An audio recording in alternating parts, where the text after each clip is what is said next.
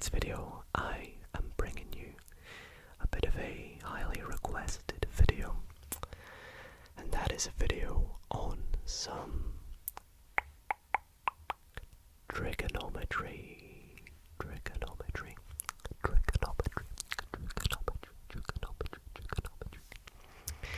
which is one of my favorite mathematics trigger words. Trigonometry. However, fun fact, it is probably one of my least strongest areas of maths. It's one of my weakest, to be honest. It's quite complex, especially at high levels anyways. However, I still find it very fascinating, as I do with all areas of maths. And in tonight's video, I thought I would kick off with some very basic things to trigonometry, because some of you may be completely new here, not only to the channel but also to maths itself.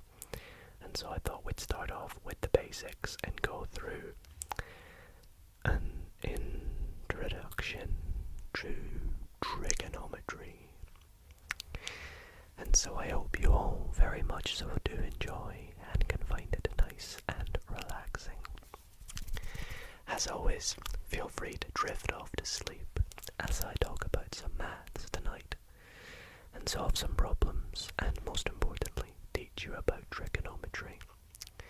But also, let me know what areas of maths you'd like to see in the comments for future videos.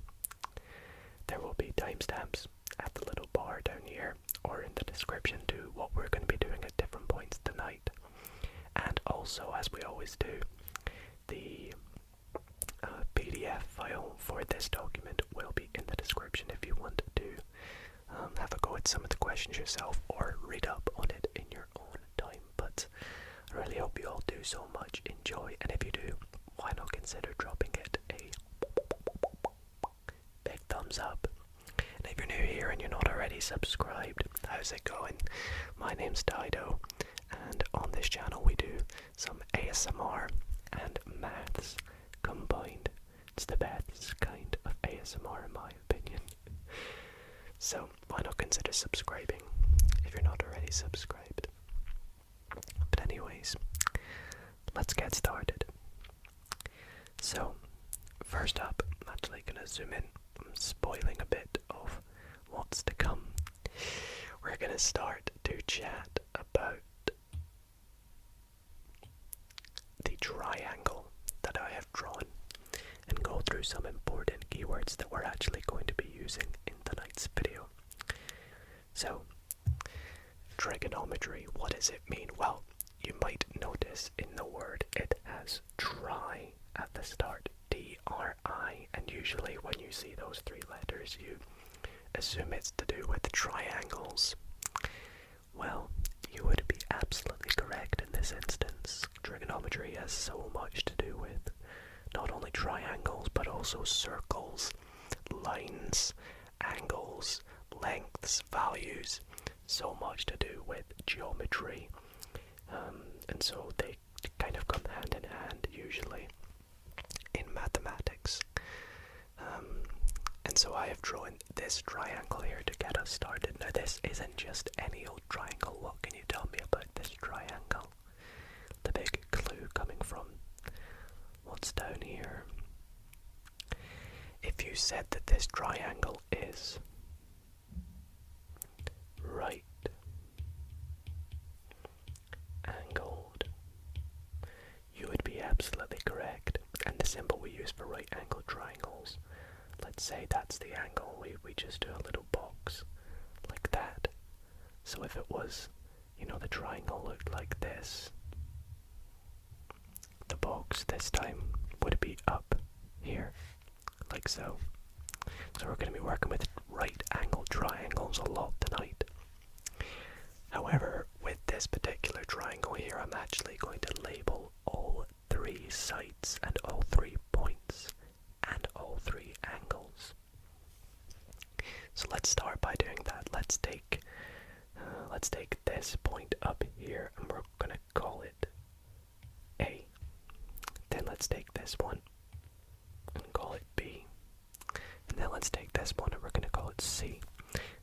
Notice I used capital letters. That tends to be what we do with the points of a triangle.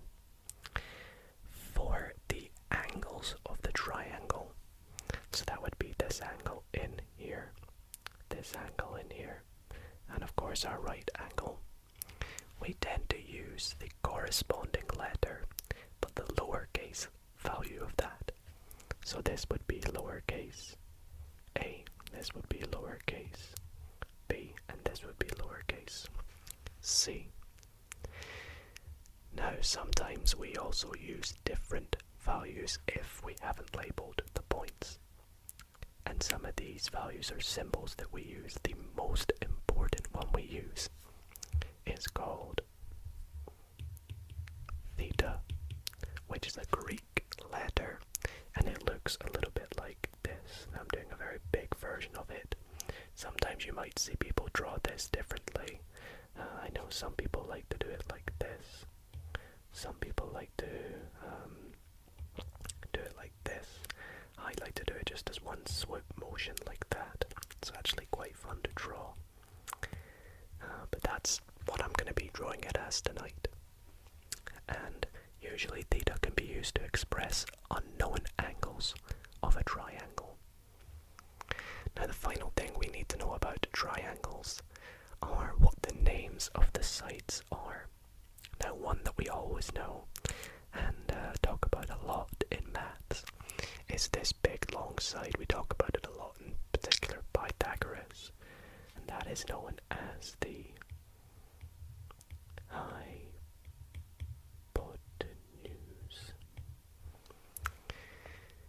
Now we actually have a name for both of these sides, but the names vary depending on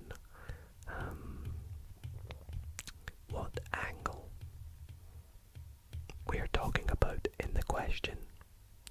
Let's say, for example, we're talking about angle A.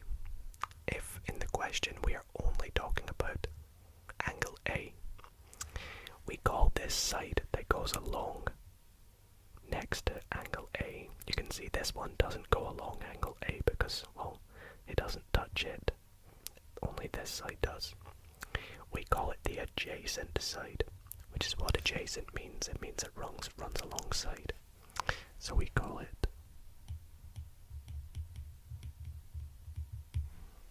adjacent. And finally, the other side we call the opposite. Funnily enough, who would have guessed that? So there we go, those are the three sides. We have the opposite, the adjacent, and the hypotenuse. Now if we were talking about angle C, these would be the other way around. This would therefore be the adjacent, and this would be the opposite. So with all that nailed down, let's get into some trigonometry. So, as we are entering some trigonometry now, we are going to be talking about the three main functions of trigonometry, which are sine, cosine, and tangent. Now there are a few others, but as this is just an introductory course or video, maybe in a future video I'll do some of the more complex ones such as secant and a few others. Or cotangent. Tonight we're going to be talking about just sine, cosine, and tangent, which are often shortened to, it looks like sin, cos, and tan, but we still call them sine, cos, and tan. So we have sine, cos, and tan are the most commonly used functions in trigonometry.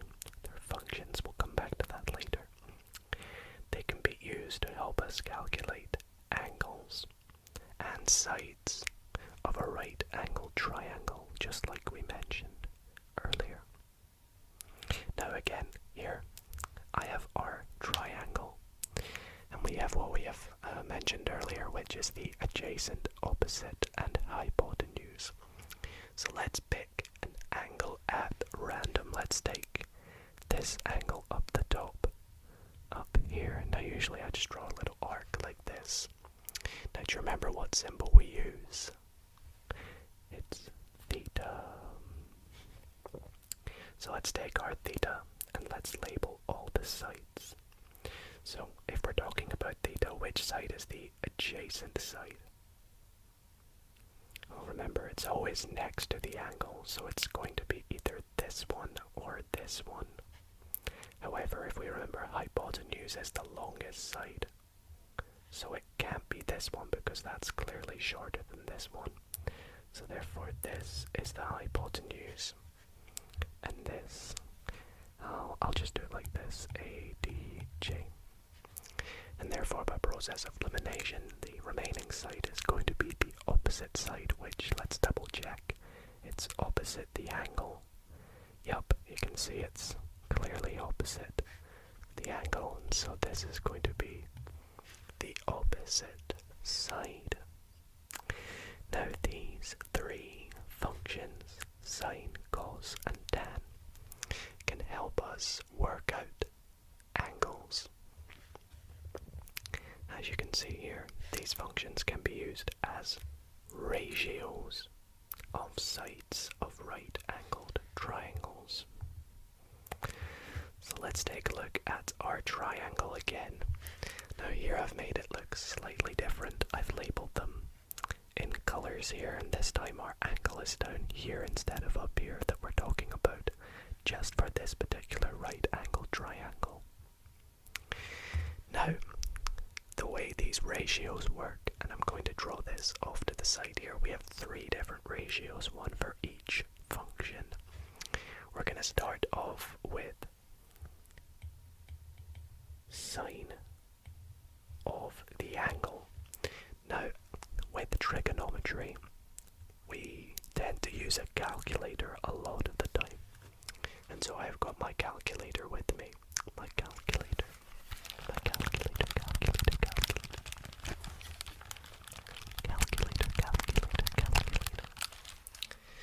And as you can see on the calculator, we have these three functions. We even have hypotenuse. But we have sine, cosine, and tangent. And more importantly, you might see above them, we have this yellow thing that says sine to the -1, cos to the -1, and tan to the -1. They'll be very important later. However, we would say that sine of an angle is equal to,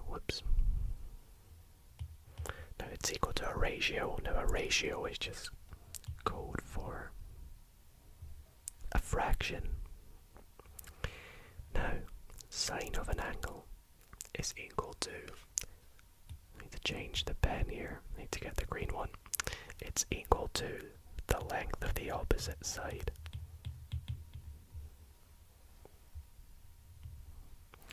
over, divided by, the length of the hypotenuse. That's sine. Let's move on to cos or cosine. Now it's also a fraction, but this time it is the adjacent divided by, again, the hypotenuse. And last but not least, we have tangent, or tan, of theta. Can you guess what this one's going to be? Yeah, it's going to be opposite and adjacent. So it's the only one, that doesn't involve the hypotenuse. Now, that might be a little bit complicated to remember. You might struggle to remember it. Now, in theory, you only have to remember sine and cosine, and you'll be able to remember tangent from that. But I'll explain that at the end of this video. An easier way to remember is a very famous acronym that we use, which is SOHCAHTOA, which sounds very funky, doesn't it? SOHCAHTOA. It's like, what does it even mean? But SOHCAHTOA is really easy to remember. I mean, someone says trigonometry, I think SOHCAHTOA. It's literally the first thing I think of. But how do you interpret SOHCAHTOA? Well, that's how it's spelled, and you can kind of easily remember how to spell it just by sounding it out. SOHCAHTOA. Well, what it means is the first one, S, C, and T, correlate to sine, cosine, and tangent. And then the O, or the A, and the H correlate to opposite, hypotenuse, and adjacent, respectively. And the order that they appear in means this one is, well, sine of the angle. This one here is what's on top of the fraction, and this one here is what's on the bottom of the fraction.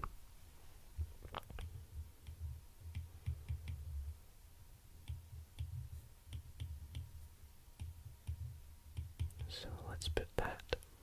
And then we'll also say that it goes on top of the fraction, and this one here goes on the bottom of the fraction. So for example, SO is sine, and you can see the S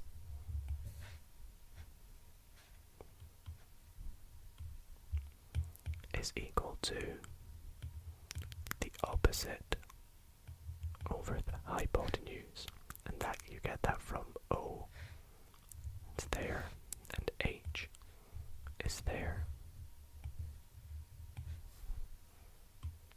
So that's an example, but you can see how this works for Ka and Toa as well. So that is sine, cosine, and tangent, which we're going to use a lot throughout this video, especially in this next little segment, where we're actually going to use these functions to help us calculate some lengths and some values of angles in a triangle.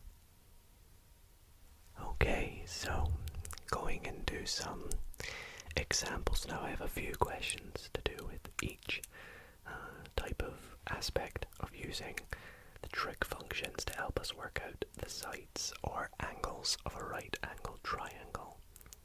Let's delve into the first question. So it says for us to calculate the missing side x of the right angled triangle. Let me fix this up a bit. I wrote this in a bit of a rush, it seems. Now, as you can see in our diagram, we have this triangle here. We have an angle, which is labeled 37. We also have an angle labeled right angled as expected. And we have two sides of the triangle.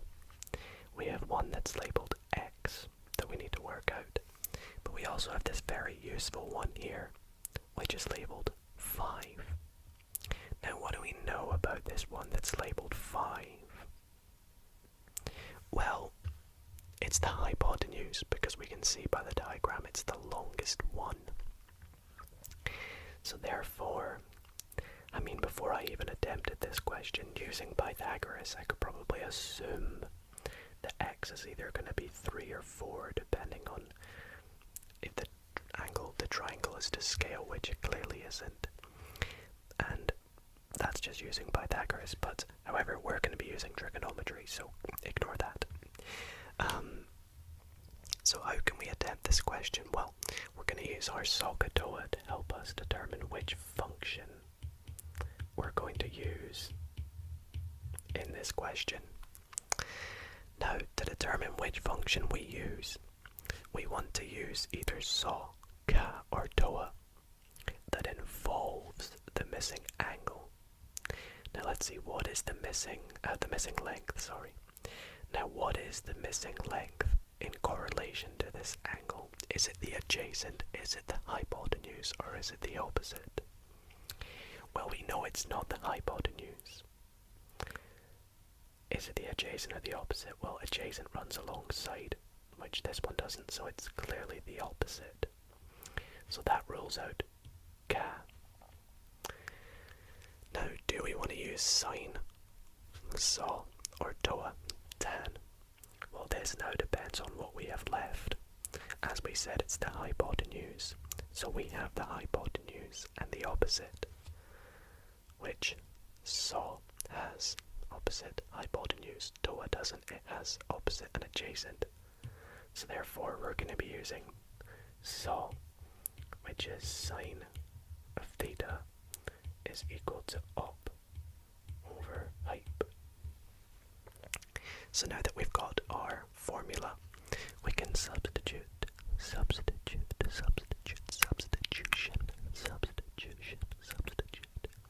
in our values. So what is our angle theta? Well, it's 37 degrees. That's equal to the opposite, which we said is x, and our hypotenuse, which we said is 5. Now the reason we have gone for this one as well is because since we used our unknown, we can now rearrange this formula to help us work out x. If we had went for, let's say, Ca, we would have had, this is all hypothetical, cos of 37 is equal to the adjacent. Well, we don't even know what that is, so we'd have a completely random thing divided by the hypotenuse of just 5, and that doesn't involve x at all, so we wouldn't be able to work it out. We could, hypothetically, by working out this side and then doing Pythagoras, but that would take more steps of work. So, using our method, let's rearrange. This implies that x is equal to, let's multiply both sides by 5. 5 times sine 37 degrees. And to help us work that out, we go back to our calculator. So we have 5 times, we push our sine function. Now you'll see it automatically opens up a bracket for us. Now, I have not used brackets when I've been writing this throughout.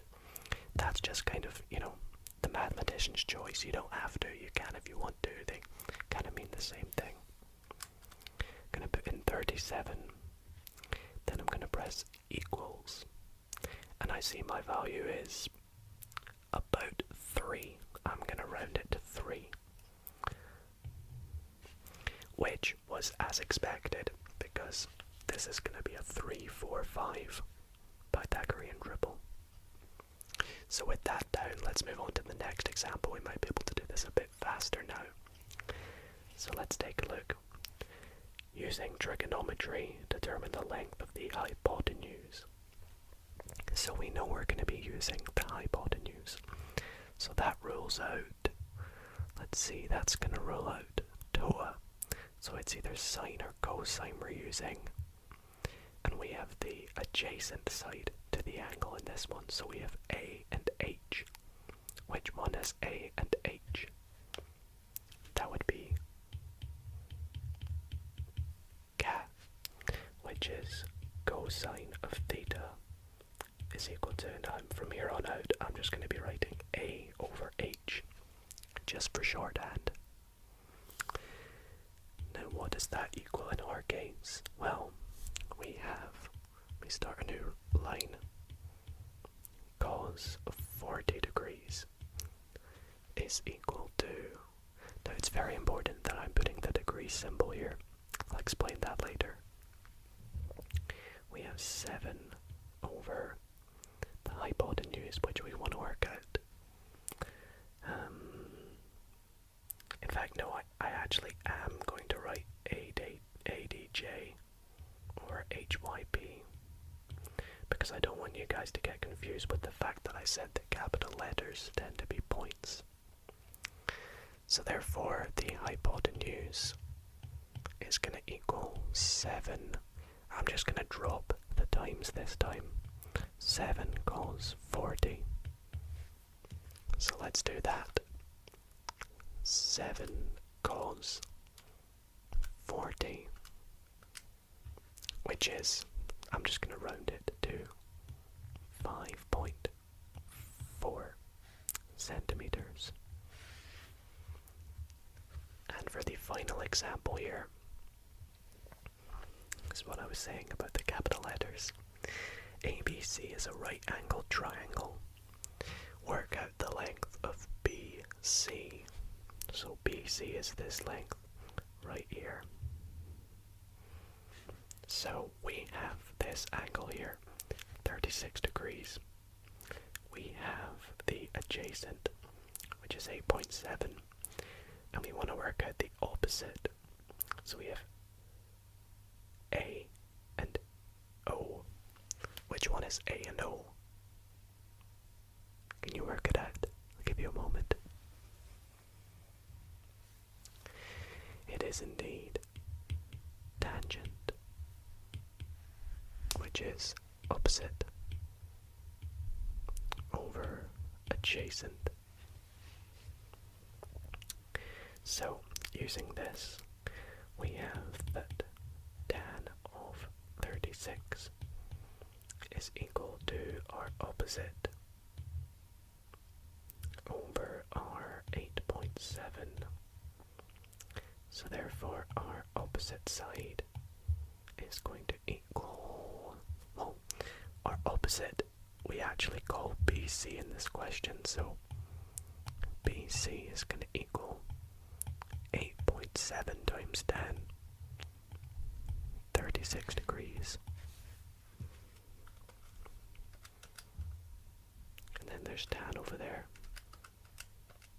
which is 6.3 roughly. And this is in meters. So that's all 3 questions, just a little example on how you can work out lengths of a triangle when given an angle and only one side, if it is right angled. Moving on to determining angles, we can use a very similar process, except here we're going to use, remember earlier when I talked about these little sine to the -1, cosine to the -1, we're going to use them, and they are actually known as the inverse function of sine, or the inverse function of cos, the inverse function of tan. Now before we get into these questions, it's very important to note that the inverse function of a function just equals 1. Okay?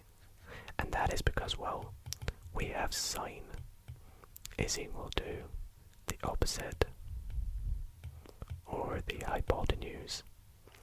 So the inverse sine is going to be the opposite of that. It's going to be hyp over op. So inverse sine of sine, we just multiply them. You'll see we'll cancel them all out and just give 1. So that's why we use the inverse sine. It's very important to note that for this question. So it says PQR is a right-angled triangle. Calculate the value of angle P.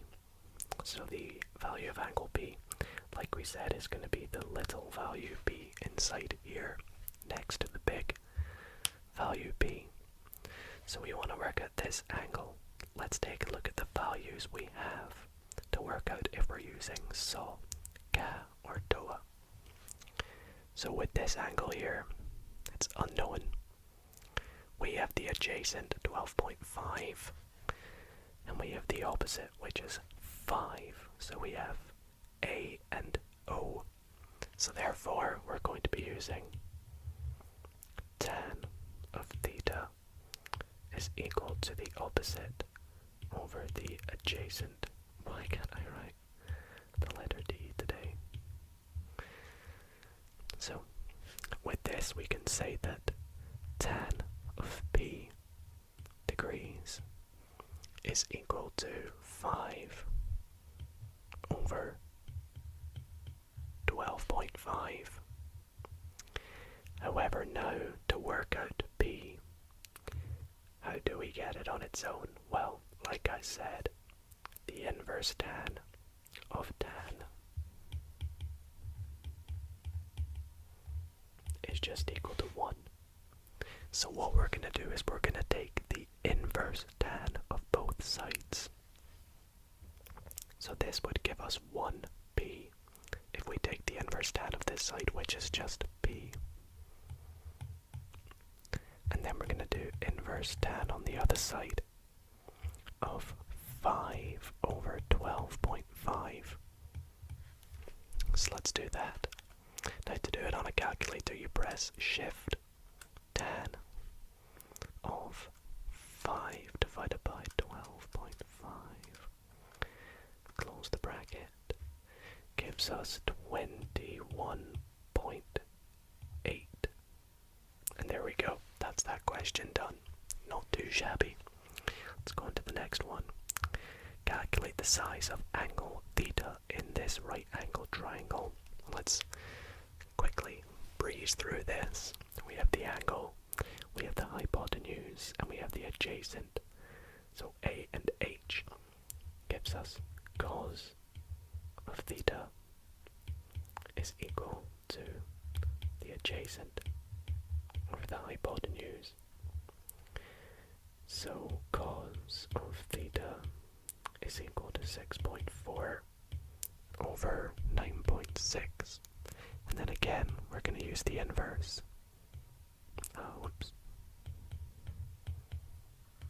Of 6.4 over 9.6. See there, I actually used brackets. Sometimes I do, sometimes I don't. I don't know why. So cos inverse 6.4, 9.6. I think on calculators it's always good to make sure you close it. Gives us, wow, double check I've done that right. Yep, it's just a very high number, I guess. Pretty weird. 48.1. Let's just call it 48. We'll round it. Actually, we'll round it to 1 decimal place because that's what they seem to have done as well. So 48.2 centimeters. Gosh, that almost seems incorrect, but it's definitely correct. Because we have the adjacent. That would be the opposite. Yep. And the last value, or the last question, it's quite a big question here. It says, calculate and state the value of all angles. Now we have some different symbols here. We have theta. This one here is called alpha. And this one here is called beta. In this right angle triangle, so here they want us to work out all three. Now they tell us that it's right angled, so one of these three is going to be 90. We hypothetically, if we didn't see the question and we were just given the values 2.3, 4.6 and 5.2, we wouldn't know. So here we can clearly see that alpha is going to be 90, but hypothetically we wouldn't know. Now let's start to work out the others. Let's begin with theta. So for theta, we can actually use any function we want because we have all three sides. Let's use sine. So if we're going for sine, we have sine of theta is gonna be, well, let's just write out. It's gonna be op over hype, which is the opposite 2.3 over the hypotenuse, which is 5.2. So therefore theta is equal to inverse sine of 2.3 over 5.2. Inverse sine 2.3, 5.2. So it's going to equal 27. let's just go with 26 degrees. Now, you may be thinking for beta, we're gonna have to do another trigonometric function, but actually we can use a little sneaky trick to do with triangles, and that is that all the angles in a triangle add to 180. So therefore we have 26 plus 90. Whatever this is must add to these two to get 180. So we can just do beta is equal to 180 minus 26 minus 90, which is going to give us 64 degrees. And we actually could have tested this by doing some trigonometry, but I'll leave that as a little extra exercise for you to do. So, as we mentioned earlier, sine, cos, and tan are all functions. It's very important that we refer to them as functions from here on out. And that's because they can be expressed as three different equations. And these functions are y, or these equations are y can be equal to sine of x. Y could also be equal to cos of x. And y could also be equal to tan of x. Each one will give us a different expression, using different functions. Sometimes we'll mix and match. We could have y is equal to sine x times cos x, even. And as such, we can plot graphs of each of these functions. And to help us do this, we're going to fill out the following tables of the corresponding values. So let's start by taking a look at the function y equals sine of x. Now I've filled out this table partially. We're going to fill it out together. I've put in some values that we're going to try and use. And these values are, what if x is 0 degrees? What if x is 90? What if x is 180? 200 and that should read 270. I've realised I've done this for them all now. This should be 270, my bad.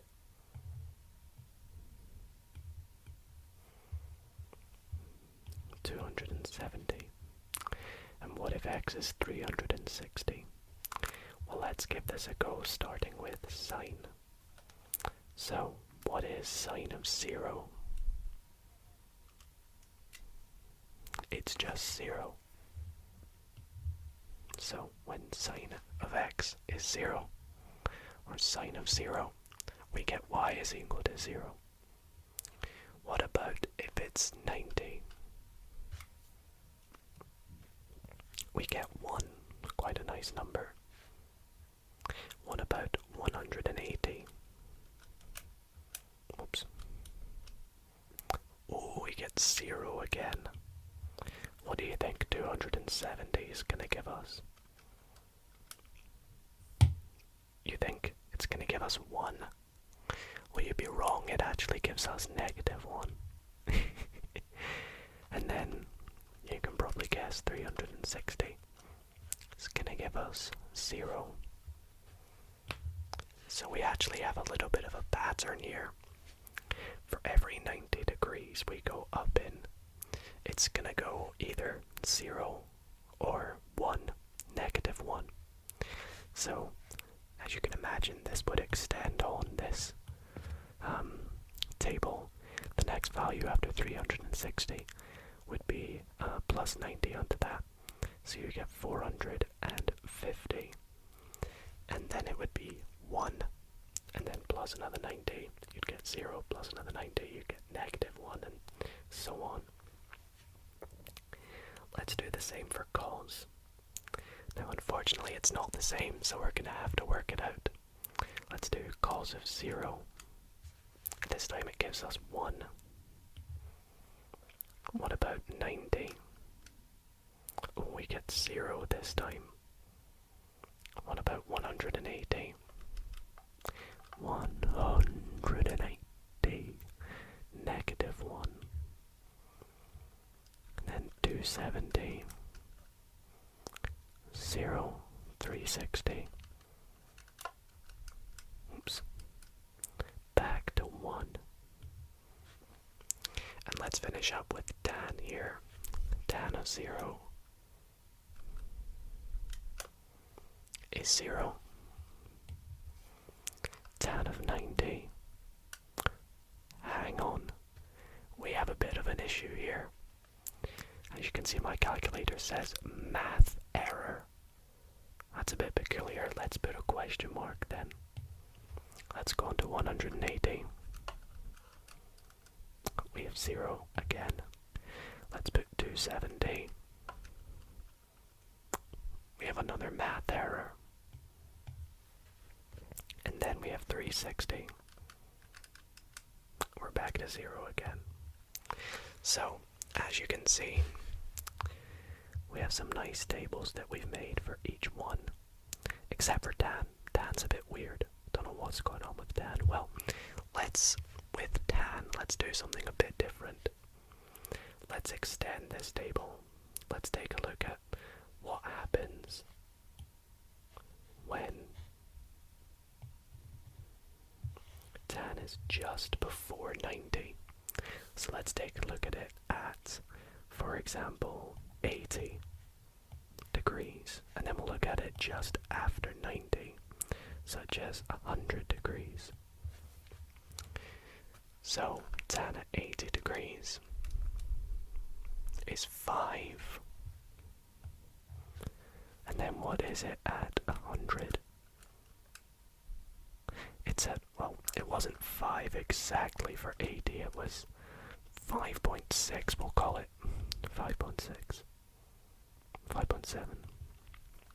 And then at 100, oops, it's the opposite, it's negative 5.7. So it's a bit weird. And you'll notice, if I keep adding 1 to 80, we get 6.3, 7.1, and if I keep going up, the numbers get higher and higher. 88, 57, let's add 0.9, it's even higher, let's add lots of 9s. It's absolutely massive. The more 9s I add, we eventually get to a math error. Let's see how many. There you can see it's such a big number, but for some reason 90 gives 0. So what we say is that tan is a bit of a crazy function which is kind of exponential. So as it gets greater here, the function will get higher, and then it'll get to a point where it'll come back down like this. And it does the same at 270. So that's what tan looks like. So now let's plot these graphs. So we're going to start with sine x. So we had 0 is 0. So it's going to start here. We have 90 is 1. We had 180 is 0. 270 is minus 1. So it goes here, then here, and then at 360 is back at 0. So it goes kind of like bang, bang, bang, bang. However, when we draw this, we actually make it arced. Because if I was to look at 45, for example, it would be about here. And if I was to look at points in between, it would eventually make this little arc shape. Like that. So, when we draw this, we officially make it look like this. And then we bring it back down till it hits 180. And then we do the same on the bottom. And then bring it back up to 360. And we call that right there a sine wave. That that is officially a sine wave. It will repeat on doing this, and it will even do the same for values less than 0. So that is sine right there. Let's take a look at cos. So cos is very similar to sine, except it seems to be shifted along. It starts there instead of there. So this time, cosine's going to start at 1. At 90, it's going to go down to 0. 180, negative 1. 270, 0. And 360 back up to 1. So if I draw this, it's going to go like... My hand isn't shaky.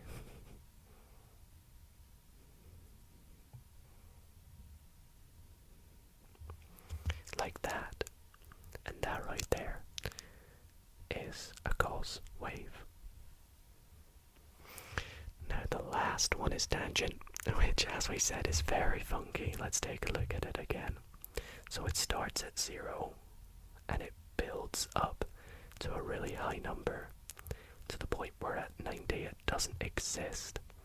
And that's because tan looks like this. It gets higher and higher and higher and higher and higher as it gets to 90. And it won't ever reach 90. So 90 will go up, and it won't ever reach that line 90. So with tan, we often draw these dotted lines at 90 and 270. Now what does it look like at the value 180? Well, we said at 180, it gives us the value 0. Let's take a look at the values just before 180. So let's take a look at tan 170. Well, it's a negative value, so at just before it's going to be about here. What about 150? It's an even lower number, so about here. And you'll notice as we continue to do this, it will make this little shape. Sorry. Like this. And then after 180, it will make this shape. And you'll notice as it gets closer and closer to 90 again, it never reaches it. So we have this little weird shape. And then at 360, we have again this really odd, peculiar shape, which will look a little bit like this again. And that's because when it gets back to the start again, it's going to just continue up like that. And then when we add another 90 onto 360, 450, you'll see tan of 450 will also give us a math error. So, tan is very different from cosine and sine. However, it's very special, and we'll go on to show that. The next very interesting thing to do with trigonometry I want to chat about is called radians. Now, so far, we have been using degrees, which is given that little symbol, to measure angles. However, the most useful unit when using trigonometry is called radians, or often shortened to rad. It is pretty rad. Radians utilizes pi, which we all know pi, to measure angles, and has a built-in feature in most scientific calculators. So you may notice in my calculator at the top here, there's a little symbol that says D. That means I'm working in degrees. So if I did sine of 90, that's sine of 90 degrees. However, if I take my calculator and press shift mode or setup, and then you see all these features here, if I press the one that says rad, which is 4, it changes to an R, which stands for radians. So now if I were to put sine of 90, I wouldn't get the same value. I get 0.893999, whatever. And that's because I'm working in radians, so this is actually 90 radians. So what is radians? Well, radians and degrees bear the relationship pi radians is equal to 180. So for example, 2 pi would be 360. Does that make sense? So using this, we can convert from degrees to radians. And to do this, to convert from degrees to radians, we use the following method. To go from degrees to radians, we multiply by pi over 180. And to convert from radians back to degrees, we multiply by 180 over pi. Simply just the inverse. So let's do a few examples here. Now I've picked these examples particularly because we're going to go on to show why I've used these. So let's convert 45 degrees to radians. So as we said, to do that, multiply by pi over 180. So because I'm converting to radians, I'm actually going to turn my calculator back to degrees. We're going to do 45 times pi over 180 gives me 1/4 pi. Convert pi over 6 to degrees. Let's take pi over 6 and we multiply it by 180 over pi. It gives me 30 degrees. And the last one converts 60 degrees to radians. Well, we can actually see, because we said 180 is pi. To get to 60, we divided that by 3. So it's going to be the same. So it's pi over 3. Like so. I hope that all makes sense with you, because with that, we're going to do an example similar to what we did earlier. But this time we're going to be using radians. So here we have calculate the size of the length x of the right angle triangle. So we have x, we have 6.3 as the hypotenuse, and we have 5 over 18 pi radians as one of our angles. So I'm actually going to switch my calculator back to radians before I forget. And let's see, if we want to work out x, it's the opposite of the angle. We have the hypotenuse, so we have O and H. That's going to be so. So we have sine of our angle. It's going to be up over height, which is going to be x over 6.3. So sine of 5 over 18 pi is going to be equal to x over 3.6. So how do we get x? We rearrange. We get x is equal to 3.6 sine of 5 over 18 pi. Now we could convert this to degrees as well. Feel free to give that a go yourself, but again, because my calculator has the built-in radians feature, I can just do 3.6 times sine 5 over 18.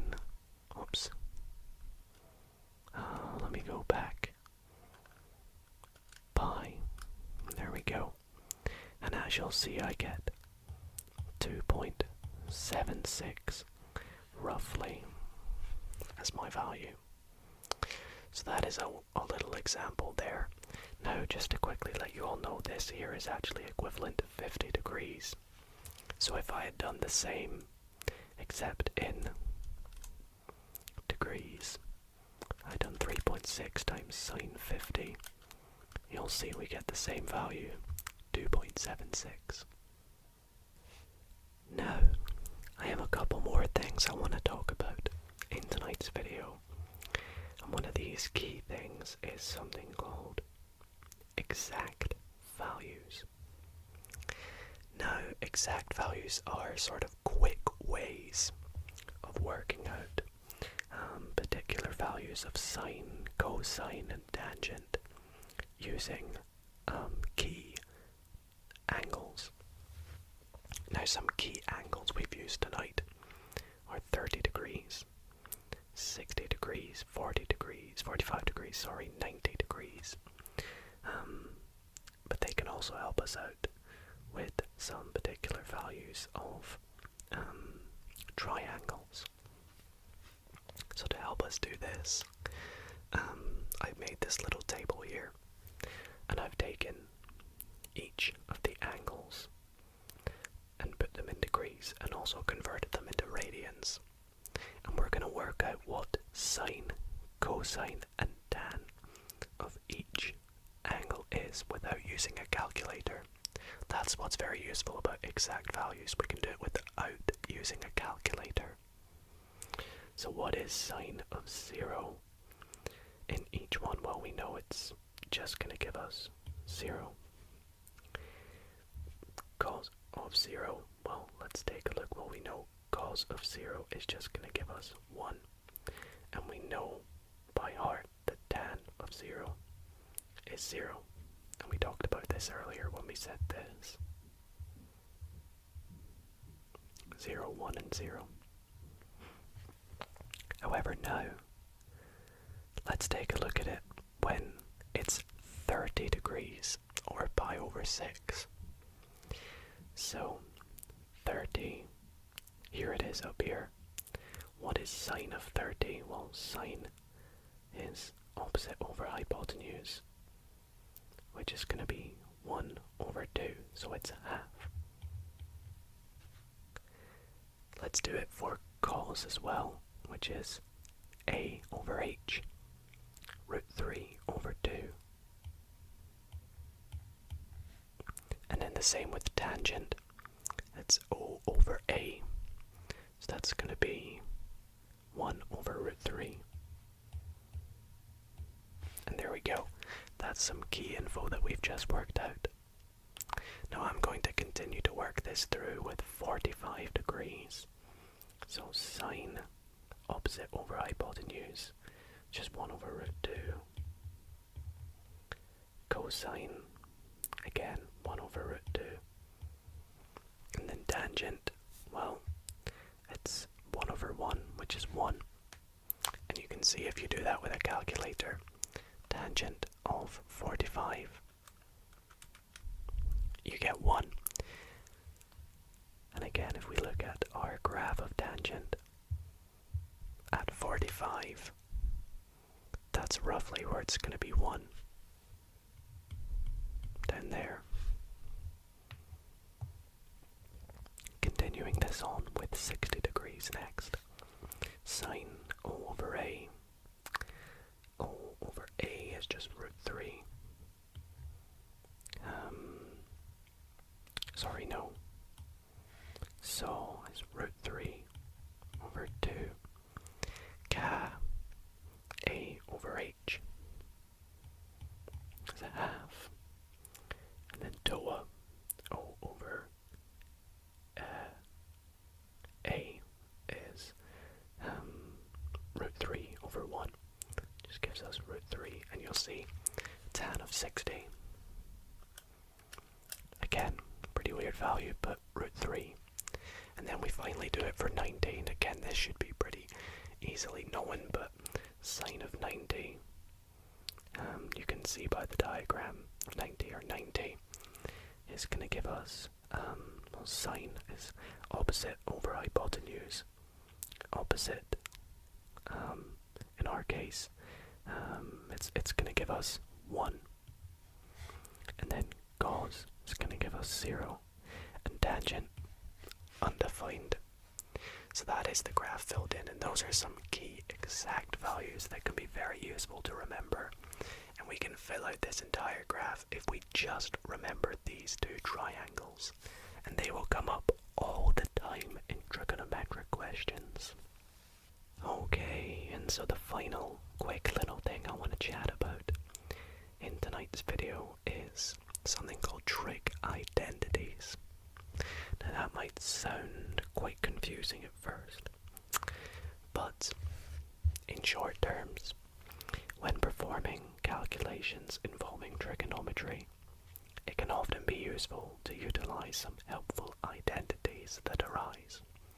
Now, I'm not going to go into any examples tonight about these, where we'll use them, but some very useful ones to remember is that tan of an angle is equal to sine of the angle over cosine of the angle. Another one is sine squared of an angle plus cos squared of the same angle is always equal to 1. And the final one that I'm going to explain is sine of 2 times an angle is equal to 2 times sine of the angle times cosine of the angle. Now there's loads of trig identities, so many that they can be hard to remember. But some of them are easy to remember, and these are some that are.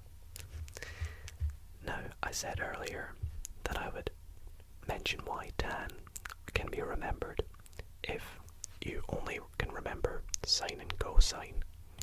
So that would be saw and ka. If you can only remember those ones, all you have to know is that tan is sine over cos. And the reason that helps you is because if tan is equal to sine over cos, therefore tan is equal to sine, which is opposite, over hypotenuse, divided by ka, which is adjacent, over hypotenuse. Now when we divide two fractions, we just flip the second fraction and multiply them. I don't know why I can't do the letter D tonight. And then when we see this, we cancel these out, and we get that it equals the opposite over the adjacent, which, funnily enough, is what tan theta is, TOA, TOA. So that's how that one's kind of proven. Now, there are further proofs that you can check out on your own that will explain why this identity and this identity exist. But for ease of this video, it's probably best if I just show you it on a calculator. But feel free to check them out in your own time and let me know your thoughts on them in the comments. But if we take, for example, let's go with 50 degrees as our theta. We have sine squared. So to do that, we actually just do sine of 50 squared plus cos of 50 squared. They're the same thing. We press equal, so you see it gives 1. And now for this one here, it's best if we just show the left hand side equals the right hand side. So let's take 50 again. So therefore, sine of 2 times 50 is sine of 100. Gives us, let's note this down, 0.9848. Now let's do the same. 2 times sine of 50 times cos of 50, so this is the right hand side this time.